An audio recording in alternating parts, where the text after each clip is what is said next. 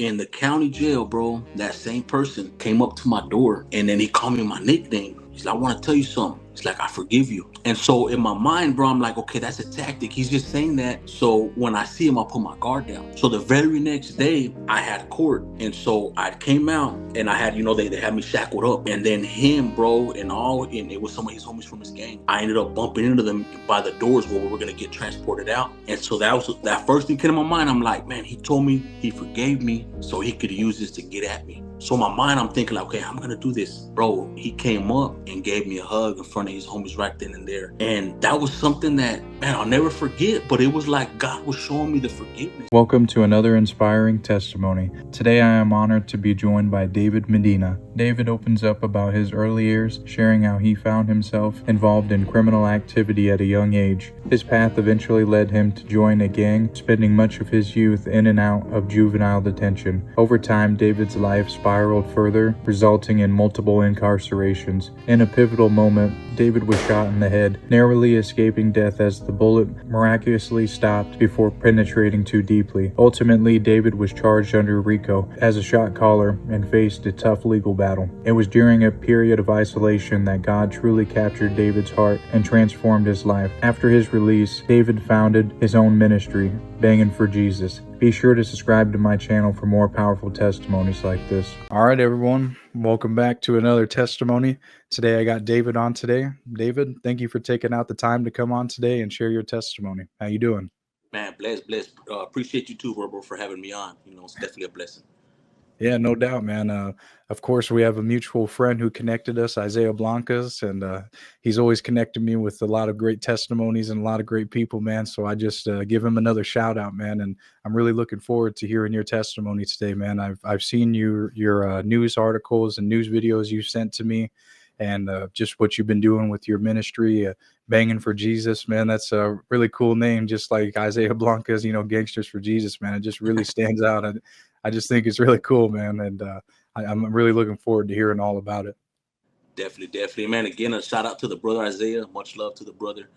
Man, he's definitely doing amazing as well too for the kingdom of God and the glory of God. So, man, shout out to the bro and also all the brothers and sisters from Gangster for Jesus Ministry too. Blessings to all of them as well. Yeah, no doubt, man. I agree with you 100% on that. So, to go into your testimony, man, what was it like for you growing up, or I guess how do you usually go about sharing your testimony? Where do you start? Yeah, so man, as a little kid, you know what I mean. I definitely would kind of start from there. As a little kid, just growing up. It's crazy to say, but that was just like the adrenaline that I would want, you know what I mean, as far as just to be a gangster, you know what I mean, as a little kid, even in elementary and school, and just continue living like that, and just having that want, you know what I mean, like it was crazy because I just kind of like wanted that, you know what I mean, as I kept growing up, and I wanted to get into trouble. I wanted that thrive as a youngster. Yeah, so that was your main thing. I mean, was any of your family involved with, that gang life, crime life, or anything like that? Not really, just I know, I mean, I had uncles and stuff or whatnot that, you know what I mean, were involved in it and stuff. But I guess just as for me, and that's what I would say, man, it's very vital on what anybody sees and what you hear, because I believe that played a lot to do with it as well too. As a little kid, if I would watch, let's say, a gangster movie, or if I would listen to some music or something, it's like, man, that was doing something to me. I was, I was listening to it, and then I began to try to like meditate on it, and then try to like act it out. You know what I mean? Yeah, so that's where it all kind of started planting the seed kind of thing. Yeah, and then also too, then you would, so kind of the seed started there, and then other stuff that would water it. Let's say, if as a little kid, if I'm going out to the movies or going something, as a little kid, then I'm seeing like other gang fights there. I'm seeing that stuff, and by seeing that and witnessing that, it's like, man, you know what I mean. It also started watering it. You know what I mean. Hmm. So what did that lead into for you then? So from there, I just, you know what I mean, started just as far as you could say, like, ditching school, you know, curfew stuff, and eventually, little by little, started just kind of getting into trouble, whatnot. fast forward, and then whenever I started kind of going to middle school, that's when it started getting a bit deeper. You know what I mean? I started getting in more problems, and then that started leading me to start getting arrested and catching several cases as well too as a teenager. Yeah, so that was when all the arrests and stuff. I mean, so you would go to like juvenile lockup or like what Yeah, was so there's a thing out here in OKC where some they used to call it CIC. So like as a young kid, they would take you there instead of take you to the juvenile facility.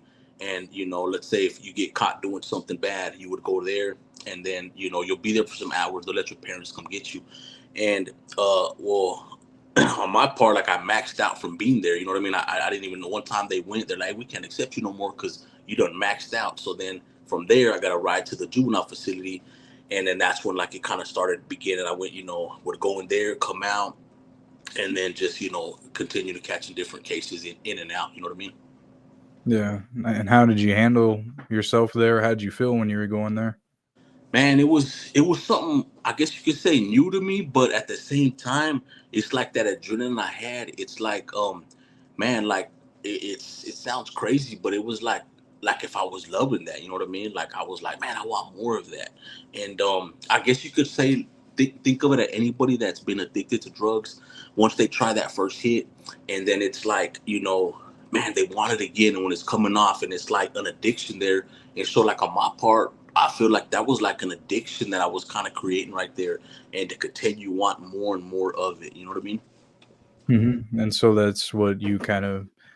It wasn't like nothing. Then it became like it was no fear to really get in trouble. You say? Yeah, like that. Like I remember the first time though when I went to the juvie as a kid. I did sense like that sadness, you know what I mean, when I was in there. It was my first time being away from my mother, and I remember I was in my cell, and I did sense that it was like a sadness, you know what I mean, and it was like, man, I was missing my mom, and where like tears want to come out of your eyes, and all of that, and I remember that, but then just the other stuff I was feeling like it would try to kind of overcome that, you know what I mean.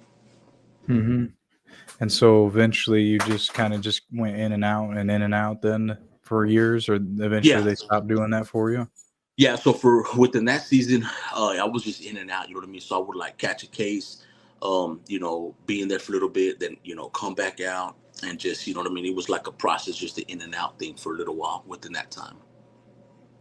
Yeah. So what did that end up leading into for you? Was it just eventually gangs and stuff, or I mean, what Y- would they do after that certain point? You know. Yeah, within that, it was definitely with gangs, and of course within that, I were caught so several other charges where it was like gun charges, being get caught at schools with guns, drugs as well, fightings, stabbings, and all of that. And then what it kind of led to was, I remember I was 16 years old, and I ended up getting charged at that age as a shoot with intent to kill. So there was a person from the opposite gang, and he ended up getting shot a little bit on the side of his heart.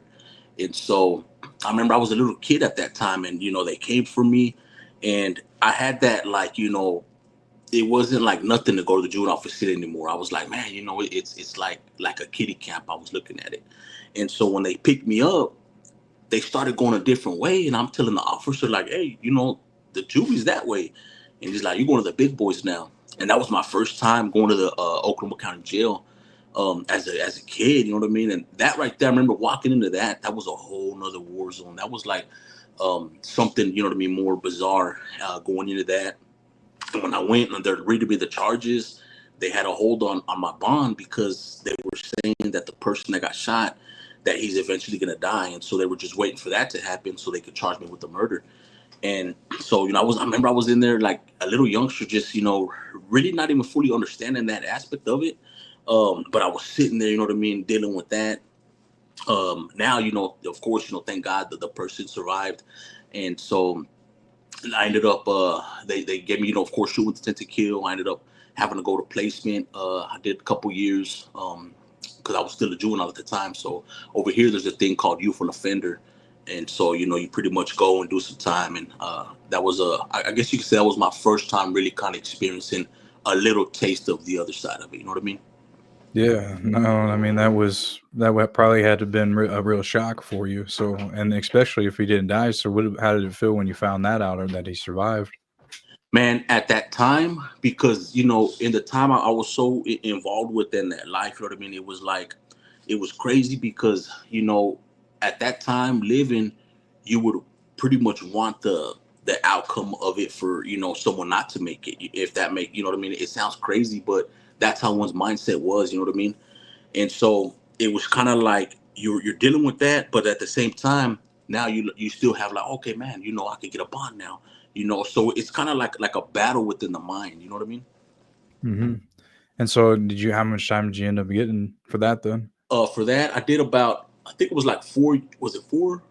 No, I think like three something. So yeah, so they sent me the placement, and I got this what is called youthful offender. So back then, if you're a juvenile and you get like a severe case, like they'll give you, let's say, 20 years, and but you get this program you go to as a juvenile, and if you don't complete that program, then they automatically bridge you over to do all of those years in prison. You know what I mean? So you have Oh, kind of like a chance mhm. to just do a couple of years, or the whole thing they give you. And so I did about like three something, I believe.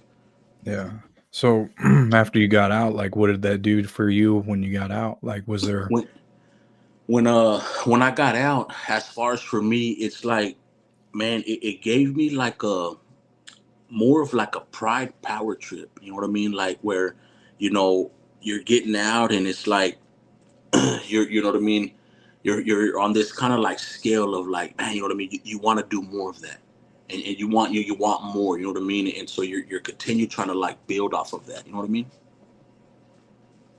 Yeah, that's what I was gonna say. I figured, when you get out after something like that, doing something to a rival member and doing your time. I mean, you would have probably got a lot of respect from the gang or something like that. Yeah, so you're definitely just like on a, it's like your mindset's on a whole nother like cloud, you know what I mean? Where now, you're kind of, you're walking real prideful, you know what I mean? You start having that sense of being untouchable, you know what I mean? You start having that sense of like, man, you know what I mean? I did this before, I could do this again, or I did that. And you're just walking around like pretty much like a time bomb, you know what I mean? Hmm.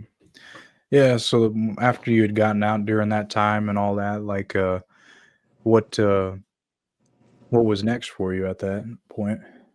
Within that time, I remember, I was uh I was out for a little bit as well too, and then I ended up going back for something else at the time, and it's like that cycle just continued. You know what I mean? Like where it seemed like I wasn't even out for that long, and then I'm kind of going back in for something else, and then coming out again as well. And I would say that was like my steps of kind of like going deeper within that lifestyle around that time as well. Yeah. So you had just kind of went in and out, in and out, in and out again. Was Yeah, the and yep, and again, kind of went through that process again. Yeah, and at the time though, you were just kinda working your way up and you were full on in the gang as well, Yeah, and yeah, yeah, that you definitely. were involved with? Oh, Yeah, okay. And, so with that being said, I mean, when you were going in and out in prison, I mean, what was, going through your head during these times and stuff? I mean, just any thought of, the want to change or any of that at that point, or was anyone like, family members or anything or friends or anyone trying to holler at you to change at that point, or was it just, stuck in that way? as far as me, I would say I was allowing myself to be stuck in that way, but then like my immediate family, of course, like from the get, they always wanted the best for me. Like they would always tell me. I remember like my mom, my grandma as well too. Like, man, they would always be in my ear about what I mean, to do right, you know what I mean, to change or whatnot. And so I was, kind of going through that. And it's just, man, I was just so deep into it and far into it. Like, man, I would just, let their words come in one ear and go out the other, and just, continue within that lifestyle. You know what I mean? Hmm. Yeah, and so you had I mean, how long was your run on the street, the gang life and stuff? I mean, how long was that during this time? During that time. Well, yeah, well, I mean, just all together. I mean, because you had quite a long run, didn't you? Yeah, yeah. So man, it was I think all the way till, so within all those years to about, I would say, 2017. Oh wow, Yeah, 2017. yeah. So I mean, you had quite the run then. So yeah, that's why I was just trying to get a little timeline on this. So, I mean, so at the point where we're talking right now, what year would you say we're at? Right now. Yeah, where we're kind of talking about where we're at, where we were talking. You were just in and out of prison and Yeah. stuff. So yeah, within that, at that time, I remember what was the next step. So the next steps was within that lifestyle, just kind of like we had said, a repeated cycle of that, and then of course, like I started, what I mean, experiencing, more severe things where, like, man, close homies at the time, what I mean, man, passing away. I remember, being at time where I'm at different funerals, you know what I mean, of man, close ones, just sitting there, and it's like all the days, you know what I mean, as I'm experiencing, and that's just building, of course, more anger inside of me, you know what I mean, dealing with that, continue going through that process, things that's just kind of making you numb, you know what I mean, experiencing that where, it's just a whole lifestyle of just straight, pure evilness, darkness, that one's just going through so much. Like when you're in the midst of it, it's like there's not even a time frame of anything because you're just, so caught up of in it, and it's just back to back Mhm. of stuff like that. Yeah. So just constantly, always just stuff like that going on. So you don't even really want to keep track of any of it, really. It's just pretty much, yeah, going back to back, and Yeah. I know. And I see what you're saying. So, I mean, you were just trapped in it for years and years, and so like, was there times where you would really just think, like, what am I in? What am I doing? Or like you said, I mean, the funerals were some very significant moments and stuff like that. But what were some other moments that stood out to you while in that life? man, That just so many, like, I know there would be, multiple times where, let's say, if we're in, certain situations, and several times where, uh, man, like, gunshots are going off, and bullets are coming my way, and they're so close where you're hearing like them whistle by your ear, you know what I mean? And I remember, like, in those situations, um, I would kind of afterwards, you know what I mean, just be like, man, because I could still hear like the bullets ringing, you know what I mean, by my ears. I could feel that wind, you know what I mean, where it's like I'm in a daze, like, man, man, it was just literally so close to me, like, and I would sit there and kind of think, like, man, that bullet almost hit me, you know what I mean? Like, if I would have, moved a little bit, or if they would have moved a little bit, like, man, it would have hit me right there. And so when you're there after the fact, you're kind of like playing it over in your head, you know what I mean? hmm yeah, Like that's realness of it. yeah. So that maybe that'd be some good things to ask you now. And then now that you reflect on your life, like, what would you say is sometimes that you look back and know God stepped in and was there and stepped in and intervened or was there. Man, of course, like now looking back on everything, like, man, God was like there the whole way, like, because there was multiple situations where, like, looking back, I'm like, man, it's only because of God's hand that was there, that something else didn't happen, or this bad thing happened, but it could have been worse. And just multiple situations, like, kind of like thinking of, you know what I mean. I remember there was just so many other times where, even to the points of almost getting, like, incarcerated. Um, it could have been worse situations or whatnot, and every single thing, it was just like, man, I didn't deserve it, but God's grace and mercy, and His love, of course, was like there the whole way, even though I was going through some rough times, even though I experienced some bad times or bad things. But man, now looking back on it, I could definitely sense that, all the way from it, you know what I mean. Mhm. And so how did that eventually come about? Like after, being on the street for years and years, like how did you eventually come about learning about God or any of that? I remember, like, I know my grandma, she used to always, you know what I mean, be telling me about God and everything. And well, like I told you earlier, I would kind of try to brush that off. And ever since, I believe the main part though, whenever kind of like hearing, was kind of like when you're at a standstill, you know what I mean, and you're experiencing things more, and it's kind of like you're wrestling with it, you're battling with it, like, you know what I mean, you're like, man, God, trying to get your attention, he's coming for you, he's talking to you, seeing you, and just kind of wrestling for it. But my time would be, I believe this last time I went to prison was where it's just kind of like I got to a standstill, and boom, really got to started, like, just hearing God, seeing like everything, like as in a movie, kind of putting in all the pieces, you know what I mean, through that. Yeah, and well, how did what was like your turning point, I suppose, or like what was, when you're like, okay, I'm gonna start, diving into the Bible or the Word or going to church services or, Bible study. Like, when was that? Like, were you locked up? Were you on the street or? Yeah, we're locked. Well, I remember, and this was before I got locked up, because this is where I remember clearly, like I had went over to a house, and there was a pastor there at that house, and he was trying to convince me to go to his church that day. They were having something like an event there, and he kept on, trying to get me to come over. But man, I was so entrenched in that lifestyle where I'm like, I'm having respect, of course, with him, telling him, but I'm like, nah, you know what I mean. And he kept on, you know what I mean, just kind of tell me to come. And eventually, I was like, man, no, you know what I mean. I'll go next week. And I remember clearly from that, uh, I went in, and then I get a call from some of my homies, and we have one of our homies at that time that's actually in rival territory. Like, he's drunk, he's buzzed up, he's out there by himself, just throwing gang signs to all the cars, and so immediately my first instinct is like, man, I gotta go pick him up. I gotta go for him. You know what I mean?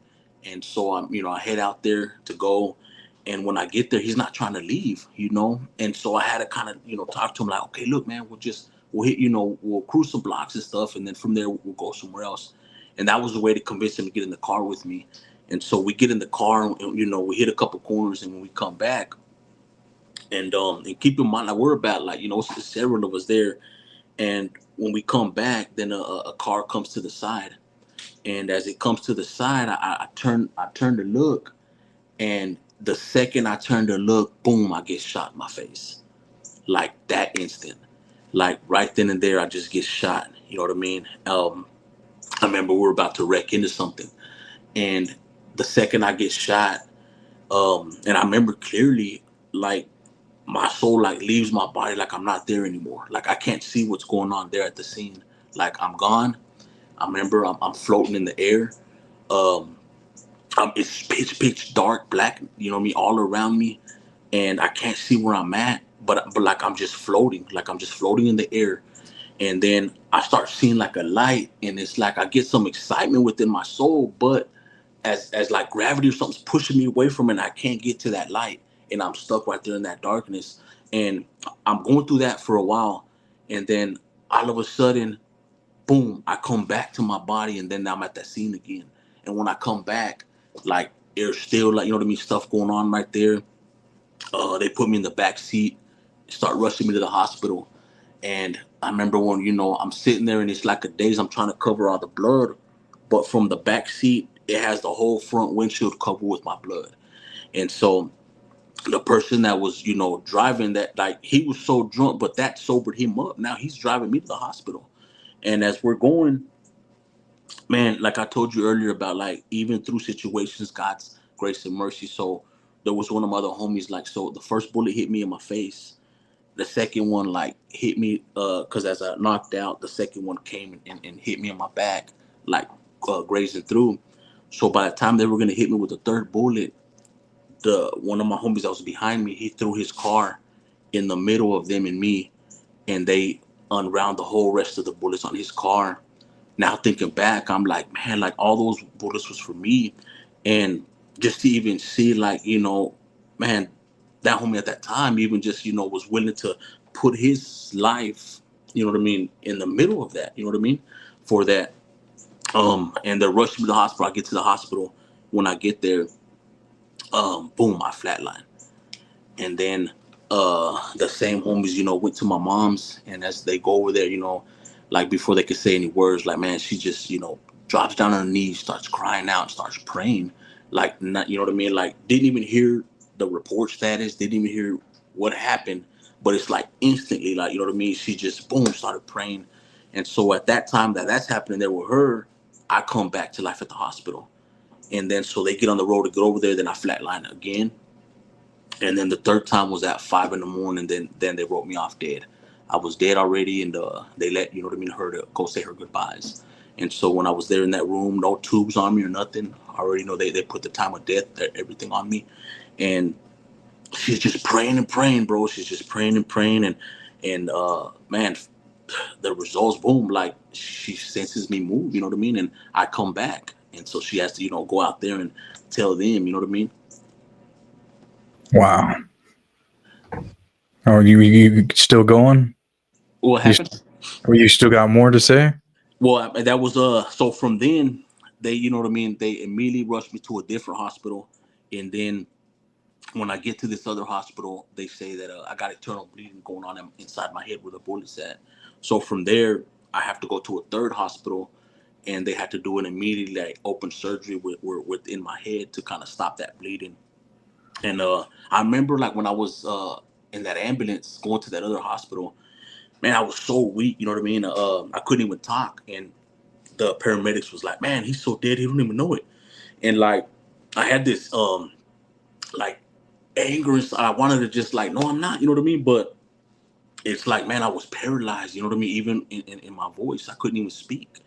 And I go through that, and then since it was so severe, and like they said, if they would, put me to sleep, I wouldn't come back awake. So I had to be awake through this surgery. And I remember clearly, like, I'm just sitting there, I'm awake, I'm feeling all this weakness, this drainness, and they're literally operating me inside of my head, but I'm having to be awake through this. And it's just, I remember clearly that was like, it was just man, such a crazy, like, scenery to be, you know what I mean, you're hearing these doctors, they're inside your head, and like, everything you're experiencing, your mind's just, awake, to experiencing that was what was really a trip too, you know what I mean. Jeez, Yeah. man. What? That is insane. Like, I didn't know all that. Like, wow. I mean, for you to experience all that, I definitely see why you wanted to, after all that, want to pursue a relationship with the Lord. I mean, to go through all that, like, wow. Like, that, I see why how something like that would wake you up. Like, no and, doubt. and it's yeah, I remember clearly. I remember and then after that, you know what I mean, definitely. Now I had to go in sequence again. I had to learn how to hear, talk, and see, like, all over again. I remember, the first thing I could do was hear, and the second thing I could do was see, and the last thing I could do was talk. It took me about like a year, man, before I could like just kind of get up on my own. You know what I mean? Get up on my own to even kind of walk. So it was definitely a long process with that too. And I remember there in the when I go for my checkups and stuff, and there was a doctor. He had been like 20 more than 20 years experience as a doctor, and he was showing me the x-ray, and he was showing me where the bullet was at, and he's like, man, out of everything I studied in college and everything, I have no answer for why this bullet stopped. He's like, because there's nothing right there blocking from where your brain's at and where this bullet's at.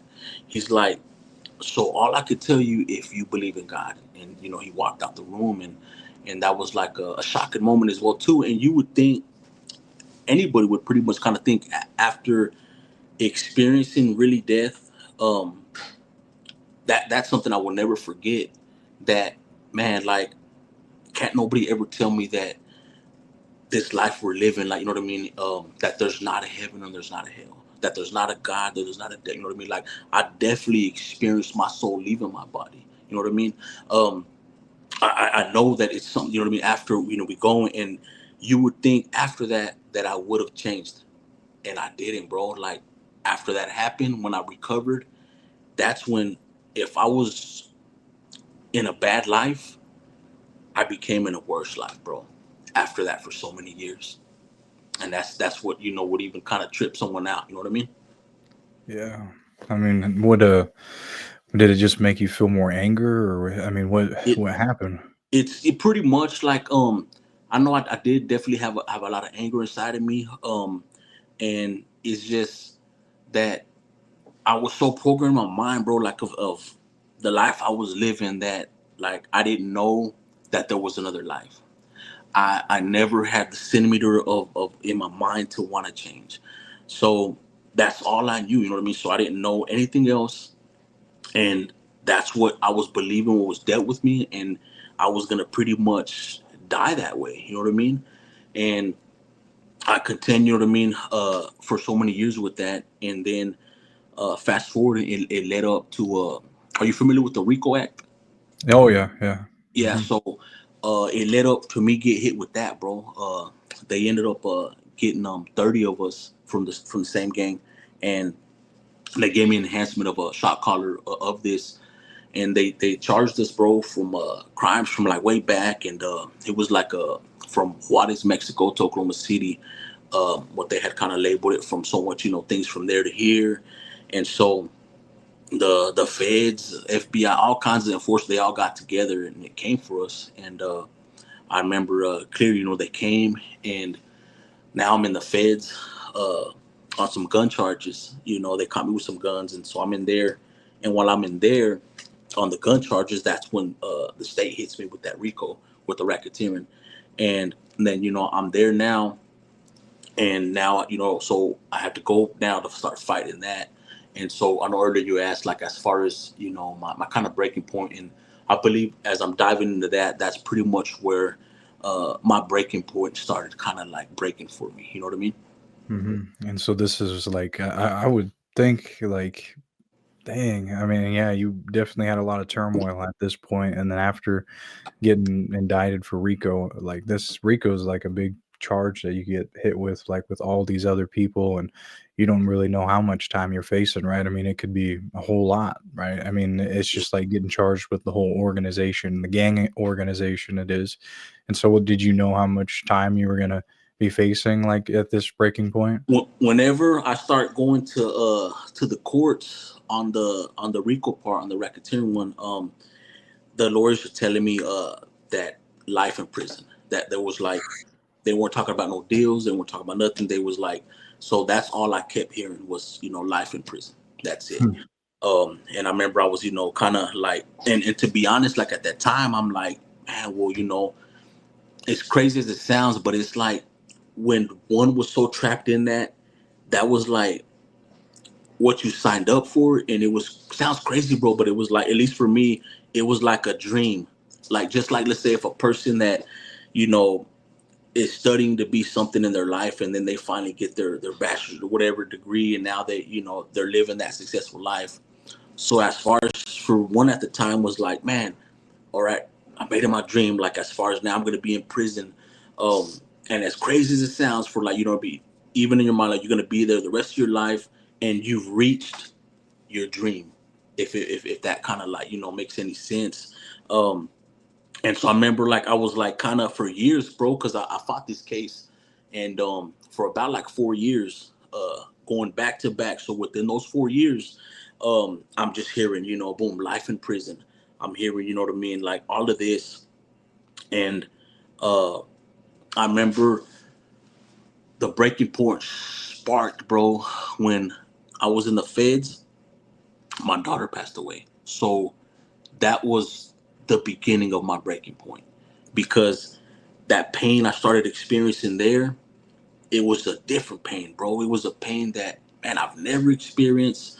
And when I had other pain back then, you know what I mean, we were, kind of programmed where, like, you retaliate, you do bad things, and it, to try to numb that pain. And so I was trying to do that with that kind of pain, but that pain wouldn't go away. It was something severe, bro. You know what I mean? Wow. Yeah, that's tough. That's really tough, man. I mean, how did that affect you when you were in there? Like, I mean, there's nothing you can do. There's Yeah. nothing.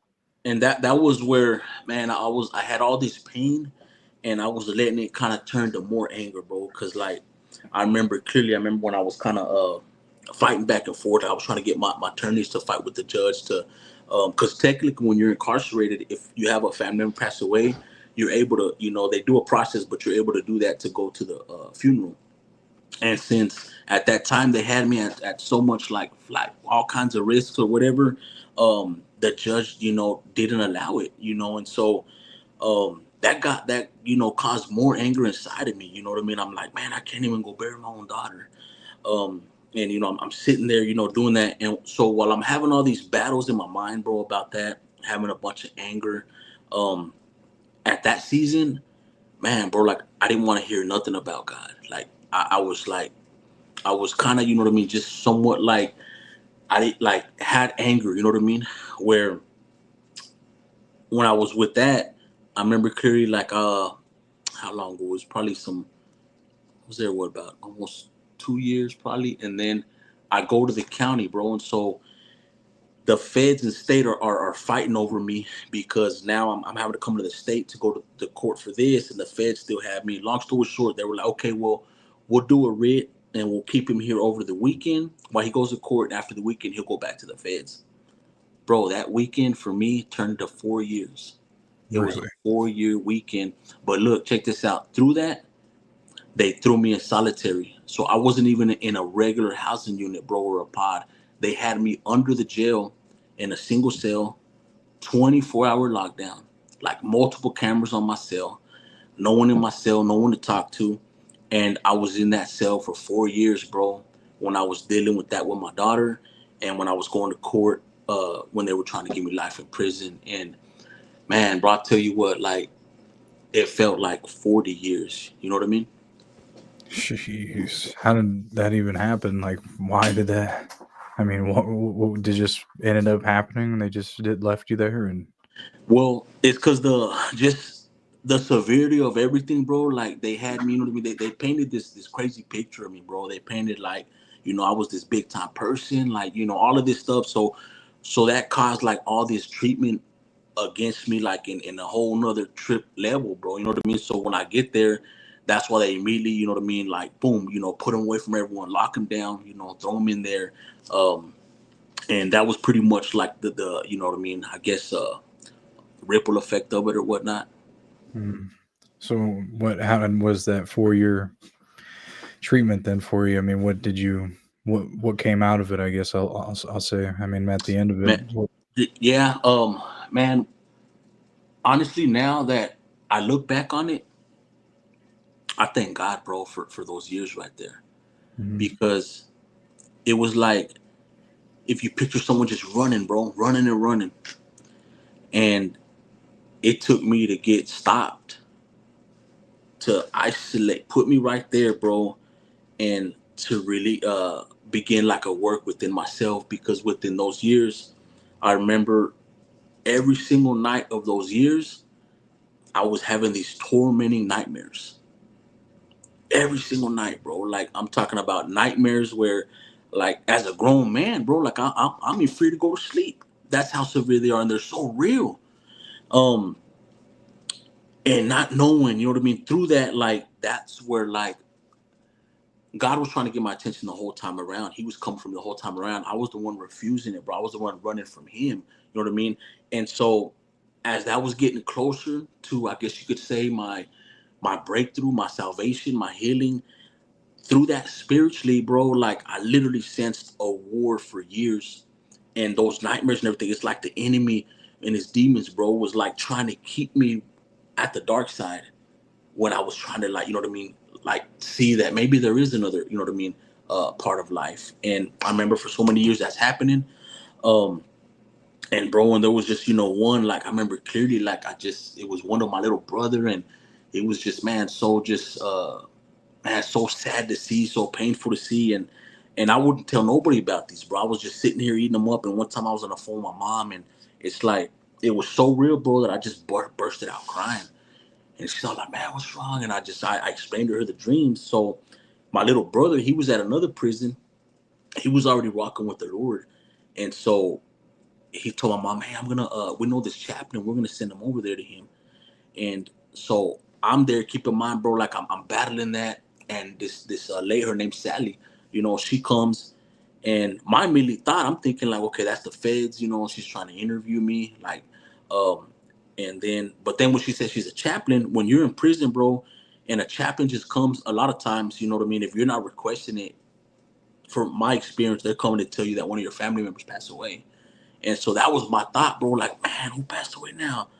And but then she's like, hey, I was called to come speak to you. And then I'm like, okay, she comes in my cell. And then I remember clearly, bro, she's like, can I pray for you?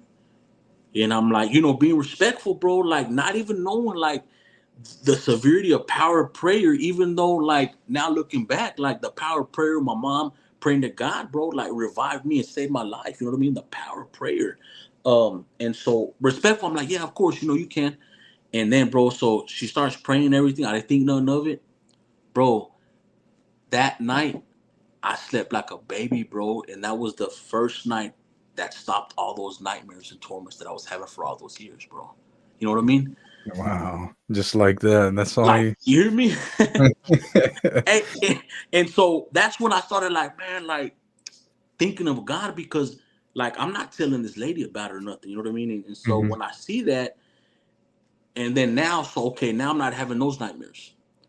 So now I have a dream, and it's of my daughter, bro. And this, just like those nightmares were so real, now this one was so real. And she's talking to me, and she's all like, I remember it was like, man, we're driving, and she's like, Dad, I want to go see the Transformer movie. That's when it was real high back in the days. Everybody was watching it. And so I'm like, of course. And I'm taking, and she starts crying, bro, like, no, I want to see that in your life. And then I just started, looking at her. And then boom, bro, like I woke up, and it's just like clearly, bro, seeing that, like, I'm like, man, like at first, to be honest, I'm tripping out, like, man, what does that mean? And you know what I mean? What? And it's like literally, bro, like God had utilized her to speak to me, you know what I mean, of a transformation in my life, you know what I mean?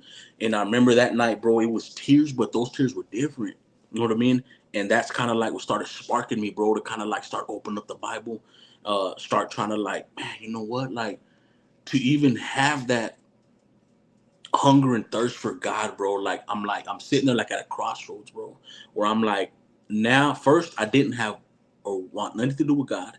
I had even like this anger towards him. And now I'm having like in consideration, bro, like to even listen or to kind of like, man, hold on, what is this? Or who is this? And that was begin some more, you know what I mean, on my steps, like to now like I guess you could say the want. But it was real challenging because the life I was living, bro, like inside of me, bro, I was wanting it. You know what I mean? But the outside of me, I would have to play this role in front of everyone there in prison, bro. Like I can't, because that's weak. I can't turn my back on everyone. But yet, behind the scenes, like I'm starting to sense this relationship with someone that I want, bro. You know what I mean? Yeah. So it was like, you definitely were trying to keep it on the down low at first, but you were feeling that want, and like, and a lot of guys that were locked up that I've interviewed and stuff have kind of expressed that a little bit, and eventually once they accept it, they come out and they just say, "Hey, this is what I'm doing now." And I'm sure you eventually did. You do that at some point, So or? so within that, like I'm man, behind the scenes, bro, I'm really like, you know what I mean? I'm opening up the Bible, bro. Like I'm starting to, praying. I'm starting to like, seeing that. I remember there was a bro, he's a believer, and he used to be a CO back then. And matter of fact, I talked to him a couple weeks ago, and he was telling me, he's like, man, I'll never forget, on your door you had on the left side, it was just a whole bunch of dark stuff, and then on the right side it was just like all bright and beautiful, but then there was something in the middle. And I was able to explain to him, like, man, bro, that was my life story, you know what I mean? Because at that season in life, all that dark and evilness where I was from, but then I was in the middle at that crossroads, because it's like now I was seeing another side where I've never seen, and I actually wanted to take that step, but I was in a battle to even take it, you know what I mean? And I remember like I was telling myself, okay, man, I'm gonna go all in. But then it was like a constant where I guess you could say like for a season at that beginning point, bro, like I was like two faced with it, bro. Like, of course, like where I'm like, man, I don't want no one to know that I'm wanting to change. I don't want no one to know that I'm wanting thinking about becoming a Christian. Like I battled that, bro, within the last season of before getting released. And then so I know now thinking about it, it's like, man, God even knew like my thoughts and everything, bro. So while I'm battling that didn't take his love away from me, bro. So I told you they were trying to give me life in prison. And man, bro, they had like 200 and something witnesses that was, going to testify on me and all of that. So out of the blue, bro, one day my lawyer comes and he's like, man, we don't know what happened. He's like, they dropped that RICO Act. You know what I mean? They're going to run this other stuff, CC, with your Fed time. You're just going to go to prison, do a turnaround, and get out. And I couldn't believe that, bro. You know what I mean? Like there was no way. You know what I mean? Like I didn't make no deals with the DAs. I didn't testify on no one. So there was like it was only God that was able to do that, bro. And I remember clearly I'm there and I'm like, I'm having this battle to even want to come with God, but I'm still seeing like, man, look what he's doing for me. You know what I mean? Like even when I'm in that state and I remember I'm still, soaking it in. I go to prison. I'm there for a little while. Another thing too, bro, like when you're gang affiliated, especially when they got like a shot caller flag on you, like you're not getting parole the first time, with that rap sheet. Bro, I got parole the first time. Made parole. Get out. And so when I got out, bro, that's when I'm just like, man, bro, like this was all God. You know what I mean? He was healing me about the pain I had for my daughter. He broke those chains off of me, bro. So much just started hitting me, bro. I remember I just went, bro, and I just gave it all to God. You know what I mean? Asked him to come to my heart. I remember doing that, and that's when, bro, like of course, like I could see like the ministry was birthed over situations that was happening. I'll share that in a little bit too. But I remember, bro, where even that first season though, when I gave my life to the Lord, I went through a season of being lukewarm. Like I remember I went through that too, bro, where I was like, you know what I mean, going and I would man, I would get back to old habits, I would do other things, and then it would be a battle now to even go back. I remember experiencing, some of that too. Yeah, so I mean, for you, I mean, everyone's is different, right? And I mean, it's just especially coming from what you were coming, it wasn't going to be a walk in the park right away. I mean, it's not like that for everyone. For some people, it is, but for you, it's different, right? So Yeah. I mean, it just took a little extra steps to get there. And so, I mean, when once you eventually gave it all and you got there, what uh, what did that look like for you? Man, bro, just something, bro, that like there was no money that could have bought that. Um, Honestly, just the peace itself, bro, that the Lord was, you know, just being Himself that was bringing. Um, that alone, bro, started taking a whole bunch of ton, you know what I mean, lows up to be able to have a good night's rest, bro. To be able to, be out where like, man, I have no fear in my mind about, that I'm doing anything wrong. All of that stuff, bro, just starts, you know what I mean, coming to me, and then that's when uh he starts placing on me now. Because then I had that, and that's I believe I was dealing with a lot where it's that mind trip that's the enemy's trying to get me back to my old lifestyle, and making me feel like, man, I turn my back on homies and all of that, and so like I'm praying for them, and I remember, and that's when God started to pause on me, like start going back and you know what I mean, invite your homies to church now. And I remember like I guess the beginning stages of the ministry where it was birthed too. So we had a homie from the neighborhood at the same time too, and he starts calling out for help, bro. And this is why I'm new in the ministry, and uh, he's having suicidal thoughts. You know what I mean? He's just like you could tell like demonically, like you know what I mean, evil spiritual warfare going on. And that was my first time experiencing something like that. You know what I mean? And I remember I went. Um, Man, he's freaked out, bro. All of this stuff's going on. He's you know, um, you could tell the enemy was just trying to do a bunch of darkness to him. And so I remember, man, I prayed and swooped them up, took them out of there. um it was that was my first time I started fasting, bro. Cause I remember I was in the Bible. I'm like, man, and the Bible said, man, these could only come out through prayer and fasting. And so I remember a group of us, some other brothers, and also the pastor from the church, and we started just praying and fasting. 7 days later, I mean, of course, like it was every day was a battle with him, but then after that, definitely, bro, he was freed from that. And that that's where I guess you could say, like, the name banging came into an effect. Like, back then how we were banging as far as, shootings and stabbings. Now, like, the banging, you know what I mean? We were actually doing, like, man, if, someone's going through, we're pulling up on them. We're going to pray. We're going to fast. Like, that's the fighting we're doing now, you know what I mean? For the souls. And that's the tip of it, bro. That was just where you begin. And then after that, the Lord was like, okay, now, some of the same gangs that shot you, the same gangs you shot, you know what I mean? Go love on them, go forgive them. Um, I remember, bro. I told you earlier about uh the person that got shot on the other side of his heart, right? When I got locked up for that. So whenever I was in the county jail, bro, that same person came up to my door, and then he called me my nickname, and he's all like, he's like, I want to tell you something. He's like, I forgive you. And so in my mind, bro, I'm like, okay, that's a tactic. He's just saying that. So when I see him, I put my guard down. So the very next day, I had court. And so I came out, and I had, they had me shackled up, bro, because they had me coming out like that. And then him, bro, and it was some of his homies from his gang. I ended up bumping into them by the doors where we were going to get transported out. And so that first thing came to my mind. I'm like, man, he told me he forgave me so he could use this to get at me. So in my mind, I'm thinking, like, okay, I'm gonna do this, bro. He came up and gave me a hug in front of his homies right then and there, and that was something that, man, I'll never forget. But it was like God was showing me the forgiveness. You know what I mean? To even, you know what I mean, hear that from that person. You know what I mean? Yeah, I mean, just not a lot of people could say they experienced that.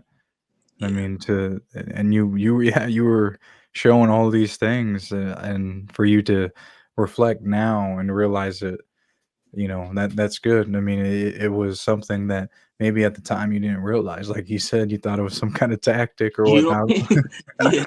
but you realize it and share it now. Because like for someone like you said on the inside, like you didn't realize it, but like for someone that's experienced and where you are now, you could definitely see that he probably had a turn of heart too. I mean, I don't know who he is or what he was. Or, I mean, you may. I mean, maybe he turned Yeah. it around. Maybe he did. I don't know, but uh, that's just some people have turn of hearts like that, and start following the Lord like you have, and going into the rival gang areas, and like you said, trying to help them out. Just flipping the script.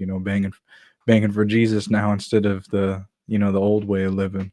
So I mean, it is really cool what you're doing with your ministry, man. So I mean, tell me a little bit about it. So you started it, and you've been doing it for 4 years, you said. So how uh how has it been doing?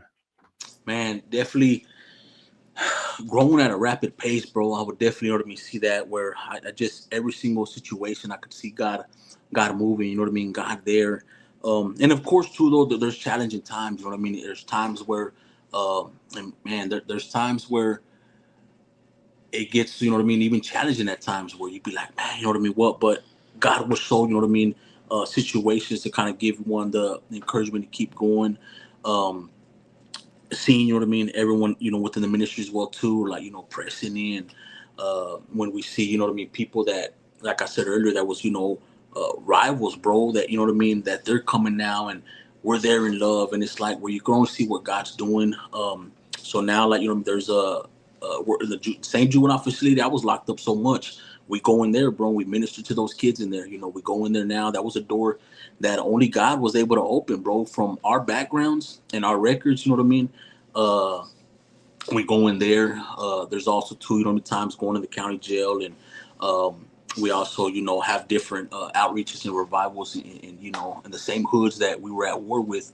We go, there, bro, and just try to just love on the community, bro, and especially show the kids there, you know what I mean, that man, there is another life that they can live. They don't have to live that route, because these were neighborhoods that we were terrorizing, bro. So there was never no peace there, you know what I mean? So even if we can come for a couple hours to bring some peace, you know what I mean, from the Lord, man, it's a blessing. You know what I mean? Oh yeah, no doubt. Show them that you were once in their situations, deeply involved, and for years and years and years, and you found a way out. Yeah, and that's and then also, and so here recently too, bro. I'm at a new season as well too. Like not that long ago, I got ordained as a licensed, you know what I mean, pastor. So I'm in a season right now where I'm pastoring. You know what I mean? We're renting this spot. That's our church. So we have our own church Sunday services as well. Apart from what we got going on with the ministry, we're doing that too. So that's something new. You know what I mean? I seen God opened up as well.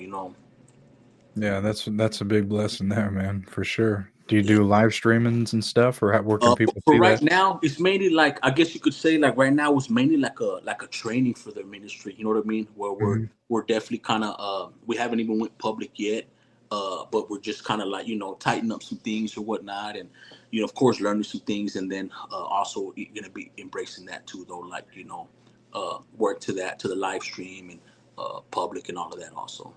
Yeah, because I mean, I got you on Facebook, banging for Jesus. You got it on Instagram too, right? Yeah, yeah, Those are your social medias for it. yeah, yeah. Yeah, yeah. So eventually, if you do start live streaming, that's where people can see it. Yeah, yeah, definitely. Yeah, we'll have it right there and stuff. And so I know, for the most part, like some of the events that we do, though, some of the outreaches, some we do get some live stream footage through there as well too, when we're at different you know places or whatnot too. Yeah. Well, no, that's really cool, David.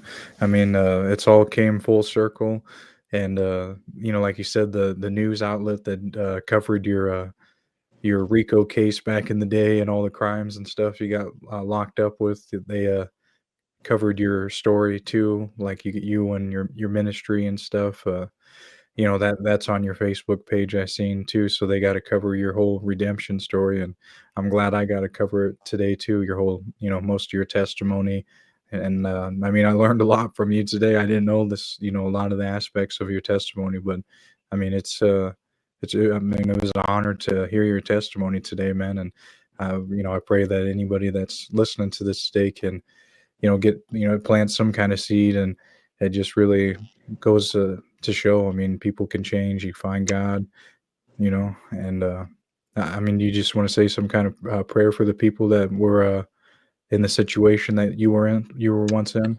Man, of course, too, and also too, man. I thank God for you, bro. I thank God for this platform that He's blessed you with, bro. And may you continue to utilize it as a great vessel, bro. Like as it's going, through everywhere for souls to get touched and reach. Continue blessings upon you. I know that takes a lot of obedience as well too, and being committed to that. So I salute the Amen. Jesus in you, bro. Continue blessings, for that. And of course, you know what I mean. Anybody, coming across that may be in that lifestyle, if there's a family member, a parent as well too, know that there's hope. You know what I mean? In the name of Jesus, knowing that, you know what I mean. It doesn't matter how far someone has gone. It doesn't matter how someone, uh, the bad things they've done or whatever the case is. Man, that second they call on the Lord, like man, they'll be saved. They'll be free. They'll be forgiven. You know what I mean? Through that, and apart from that, there's you know what I mean, a handpicked vessel for something God's going to utilize them with, you know what I mean, to be able to reach the next person that someone won't be able to, So definitely, man, we just want to pray for everyone. Heavenly Father, we just pray for everyone, Lord, that's coming across here, that's going to be seeing God. We just pray for the souls, Lord, that is on here, Lord, as well too, and that's going to be on here, Lord. We pray in the name of Jesus, Lord, for every single person, Lord. We pray for the one, Lord, that even that's backslid, Lord, the one that's feeling so just filthy, Lord, to come back to you, Lord. Just remind them of your love and your forgiveness and your greatness and how you clean them, Lord. Silence the voice of the enemy, Lord. I pray for that those parents, God, that are watching their kids right now, Lord, in deep drugs and deep gangs and deep violence, Lord. I just pray, Lord, that you give them comfort, Lord, give them assurance, Lord, even through this, to remind them, Lord, that their kids could be saved as well, to never give up on prayers, to keep praying for them, Lord. I pray for that one right now, Lord, that's just deep entrenched in violence and in a dark life, God, that you give them a hope, Lord, that you remind them, Lord, that you could also save him, that you there's a future also as well for him. And also, Lord, silence the voice of the enemies upon him, Lord. Lord, I just pray for all believers as well, too, Lord, for all churches, all ministry, Lord, that you continue to be with them as well, too. Continue to give them fresh oil, fresh anointing, Lord, to continue to be hands and feet for you, Lord. And so we just pray blessings in Jesus' mighty name. Amen. Amen. Thank you, David. Definitely, definitely. David's testimony is truly phenomenal. I mean, this one had me on the edge of my seat. My prayer is that this testimony reaches and impacts those who need it. Please take a moment to comment, share, and like this video. Hit the notification button and subscribe to get more testimonies like this. At the end of this video, a playlist option will pop up called the Testimony Playlist. On there, you can see all the testimonies that I've got to record in the past. Thank you again so much for watching, and of course, we'll see everyone on the next one.